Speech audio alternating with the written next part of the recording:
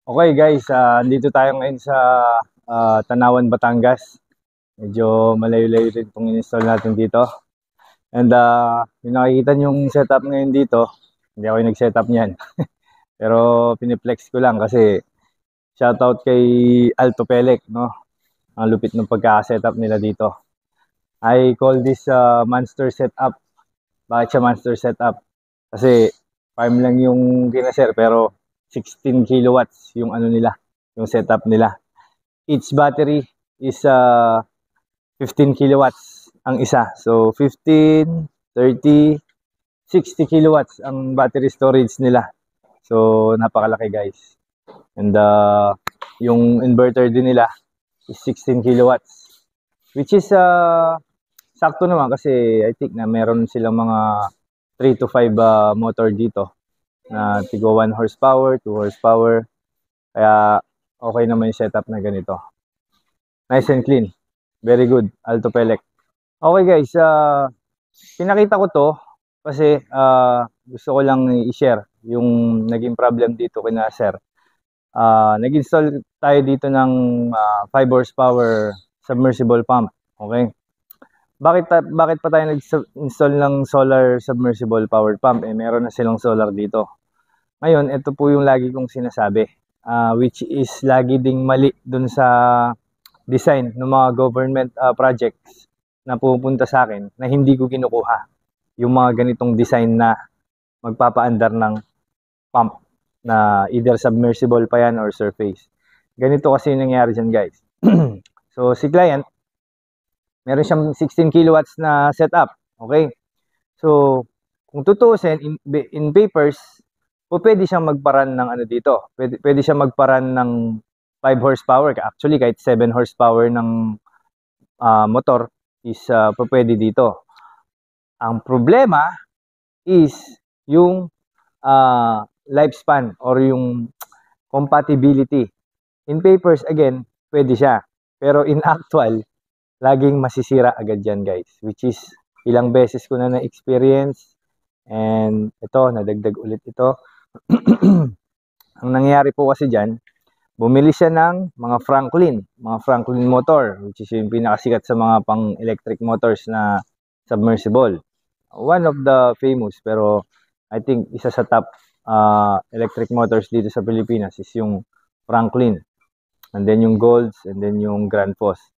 Ngayon, yung Franklin motor niya is 5 horsepower. Okay? So, nung unang buwan daw, okay.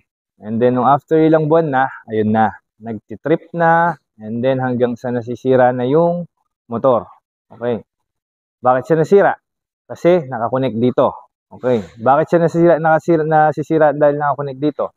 Kasi itong, ano to guys siguro may mga ibang engineer dyan or ibang installer na hindi pa mag-agree kasi hindi pa nila na-experience. Pero sa akin, siguro 3-4 na beses ko na na-experience na kapag ang pump ninyo, basta electric yan electric pump, hindi solar pump. Pag ang pump ninyo is electric, tapos kinonect nyo dito sa mga inverter, either DEA pa yan or Solis, mga top inverters natin. Hindi kasi naka-design yung ano nito, yung board nito dun sa continuous higop or continuous distribution niya para dun sa kailangan ni electric motor lalo kapag 5 to 7 horsepower na.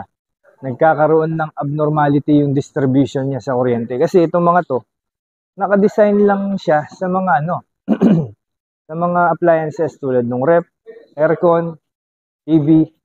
Yan talaga yung mga special device, mga specific device lang na kayang i-supply nito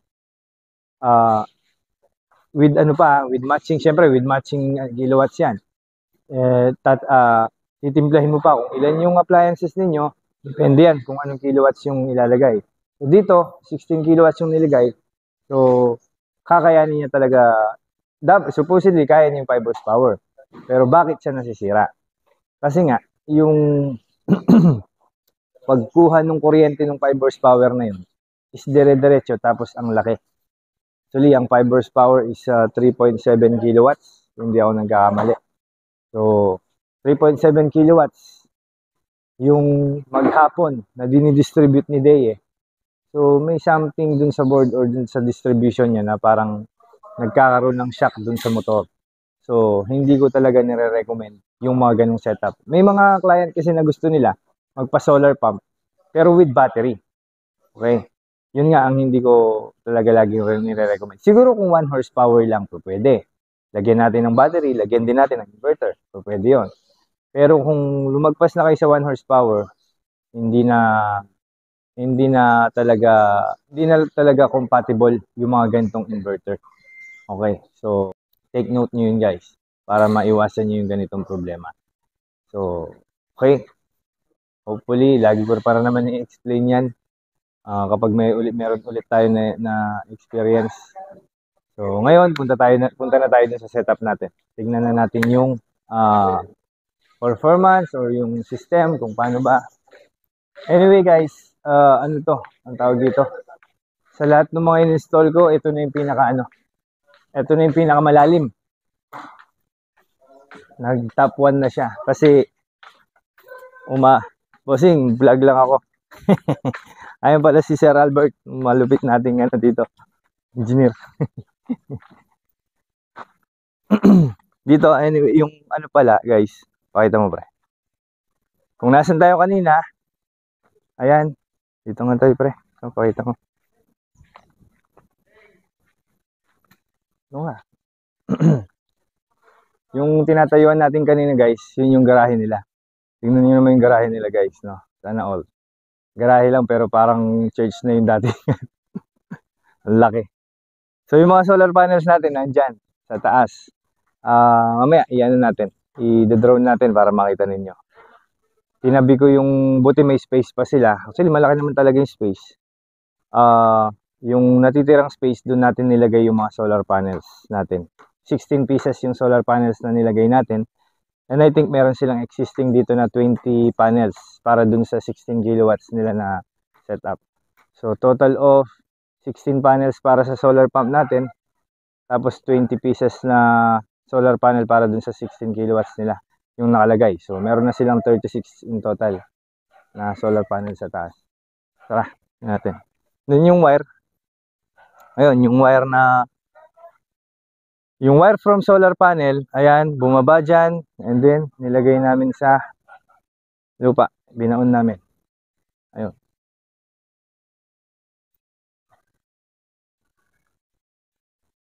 Tara, punta natin yung sa controller. Lawin ka, lawin ka ba? Tara.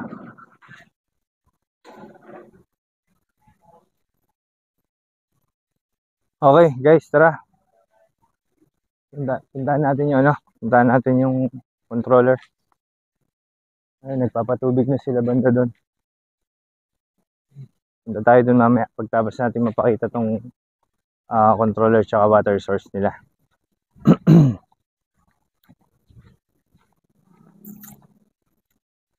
Actually guys, yung palang papatubigan nila dito is more on farming sila ng mga plants.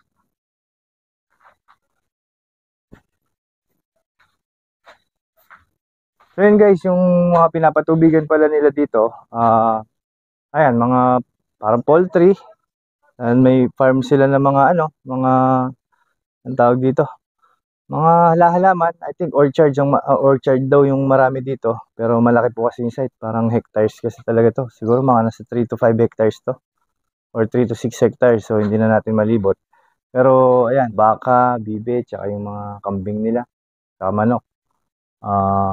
Tingnan natin kung pakita natin.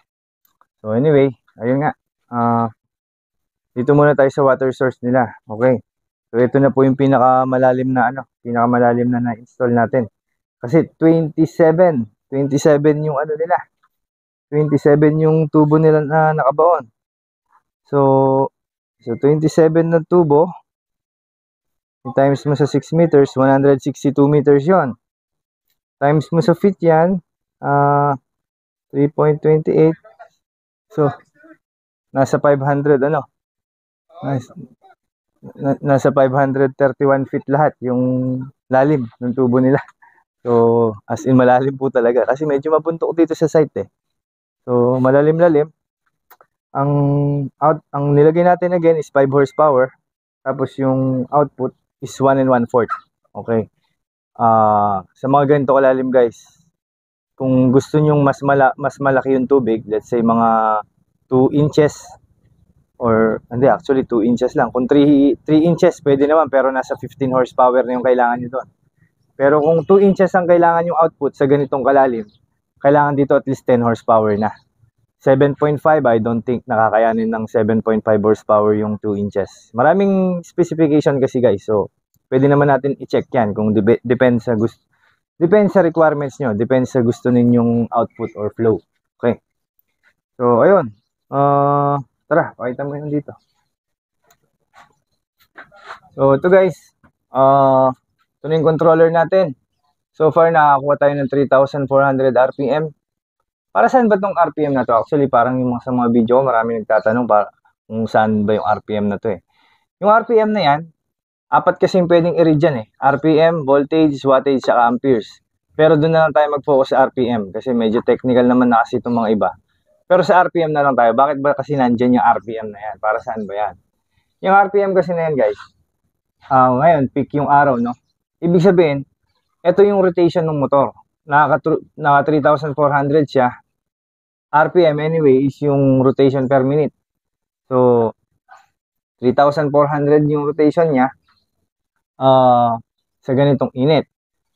Ngayon, ano naman ngayon kung bakit 3,400? Para saan ba yon? So, yung use nito, yung use ng reading nito is para sa pag-monitor sa pump. Okay. Itong 3,400, kapag let's say ngayon 3,400 siya, makikita niyo yung tubig, yung performance ng tubig is ganyan. Ibig sabihin, sa 3,400, ganyan dapat yung makuha nating tubig or ganyang flow. Pwede rin yung sukatin using mga timba or liters ng mga timba para alam niyo yung per minute niya. Ngayon, kapag after let's say 6 months or 1 year, 3,400 siya, bakit parang umiihi na lang? Post me pa. Sir, naalis ulit. So, saan na tayo ulit? Ayun nga. So, kunyari, 3,4 ngayon. Let's say, for example, 3,4, kasi kahapon na testing namin to parang 13 seconds dun sa 16 liter na timba. So, 13 seconds siya ngayon. But after 1 year, 1 minuto na, hindi pa puno yung 16 liter na timba. So, ibig sabihin, 16 liter, 1 minute niya pinuno. Hindi katulad nung dati na 3,400 siya 13 seconds lang. Bakit ngayon, after 1 year, 3,400 siya. Tapos, 1 minute pinupuno. Ibig sabihin, kailangan nyo nang bunutin yung pump. I-check nyo na, baka marami nang nakabarang bato or buhangin dun sa impeller ng pump. So, yun. Again, ito as usual. Ang breaker nito parang pang solar. Tapos, mga surge protective device niya. Tapos, ito yung sa kuryente. Okay. Sila, client na yung magtatap ng kuryente dyan kasi marami pa silang ginagawa dito sa nila. May mga distribution pa silang gagawin. So, ayun. Sila na yung magtatap dyan. Ayun. Okay. Again, 500 plus feet, no? So, yung pinakamalalim na nakakabit natin. Pero hindi ito yung pinakamalayo. Ito lang yung pinakamalalim. Pero yung mga pinakamalayong na-install natin, pero mababaw lang yung source, pero malayo yung pupuntahan. Number 1 pa rin yun doon sa Bacnotan, La Union, yung paggawaan ng semento. Yung cooling system nila na ginawa natin doon. 2.4 kilometers yung tinakbo ng tubig, yung pinatakbo naming tubig doon. Solar pump din. So, ayun. Tara, tignan natin yung flow ng tubig dito. Tara.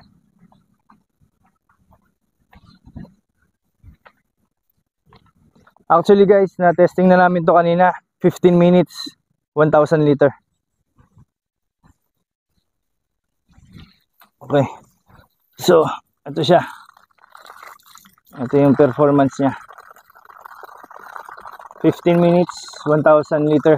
Doon kanina na pero yung 15 minutes kasi ngayon, kaninang mga alas 9 yun eh.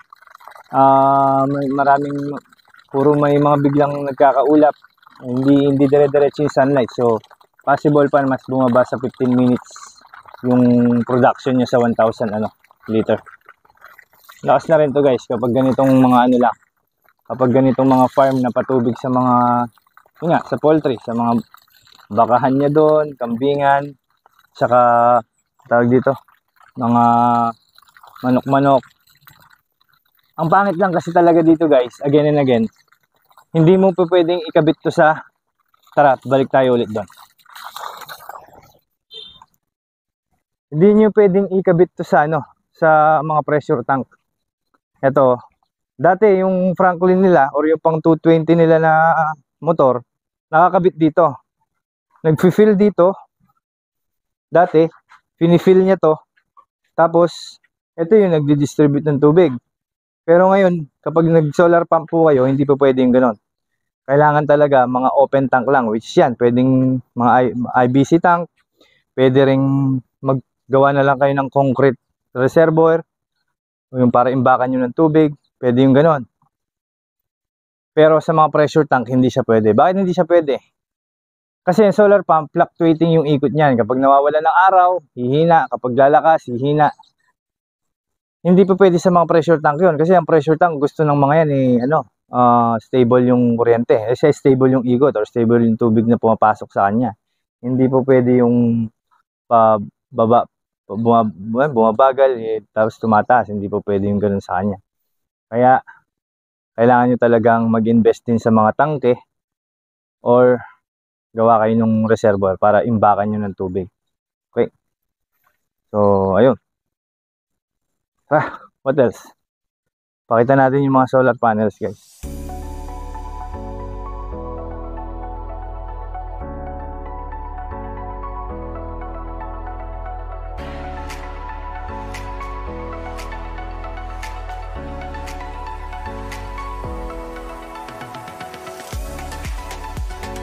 I think that's it. Shoutout po pala kay Mr. Alex Lagman, yung client natin dito. Maraming salamat po sa tiwala when it comes to payment and sa pagpapatuloy sa atin dito and pagtiwala dun sa farm niya na tayo yung mag-ayos dun sa problem. Maraming salamat po ulit sa tiwala. Mabuhay po kayo, Sir Alex. Sir Alex na napakabait. Okay. And then, ayun, isa na naman na problem ang ating na-solve. Kung meron po kayong same na problem or same na source na ganito rin kalalim, lahat po ng kahit gaano po kalalim yan, kakayanin po ng mga solar pump yan. Siyempre, iba-ibang specification, iba-iba din yung price. So, don't hesitate po na mag-message dyan sa page namin. Yung contact number ko rin po is nandyan. Ayun po. Basta kapag may plano po kayo na magpa-solar pump na rin, bago po kayo mag-inquire, much better po talaga na kailangan alam nyo po yung pinakatatlong importanteng bagay sa farm ninyo o sa site ninyo. Una-una, gaano po ba kalalim yung source? Or meron na po bang deep well? Baka wala pa kayong deep well. Mahirap kasing mag-quote ng ganon kung wala pa kayong deep well kasi hindi pa natin alam kung yung water table nyo, hindi pa natin alam yung water source nyo sa site ninyo. So maganda, wag wala pa kayong water source, pwede na rin naman na kayo tumawag para masabi ko na po lahat yung mga step na kailangan ninyong gawin.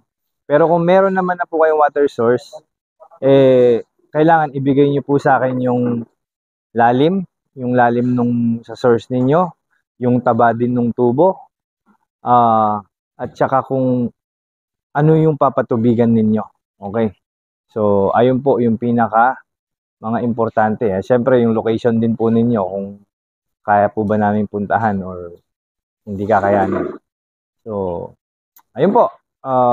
Thank you po sa mga nanood at sana po patuloy po kayong sumuporta sa channel natin at pasensya na po minsan lang tayo makapag-upload dahil lagi tayo nasa site. Pero still doing my best naman po para makapag-edit agad at makapag-upload dito sa YouTube. Okay. Thank you. Bye-bye po.